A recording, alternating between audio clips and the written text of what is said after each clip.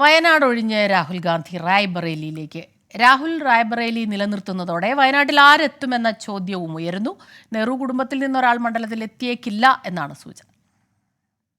റായ്ബറേലി നിലനിർത്തേണ്ടതിന്റെ രാഷ്ട്രീയ പ്രാധാന്യം ഉത്തർപ്രദേശ് PCC വ്യക്തമാക്കിയതോടെയാണ് വയനാട് ഉപേക്ഷിക്കണമെന്ന് നേതാക്കൾ ആവശ്യപ്പെട്ടത്.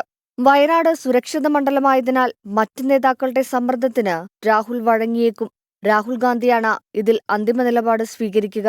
പ്രതിസന്ധി ഘട്ടങ്ങളിൽ രാഷ്ട്രീയ അഭയം നൽകിയ മണ്ഡലമെന്ന നിലയിൽ വയനാട് ഉപേക്ഷിക്കാൻ രാഹുലിന് താൽപര്യമില്ല. രാഹുൽ അന്തിമ നിലപാട് സ്വീകരിക്കും മുമ്പ് മണ്ഡലത്തിലെത്തും. രാഹുൽ വയനാട് ഒഴിയുമ്പോൾ പ്രിയങ്ക ഗാന്ധി മണ്ഡലം നിലനിർത്തണമെന്നാണ് ഒരു വിഭാഗം ഉയർത്തുന്ന ആവശ്യം.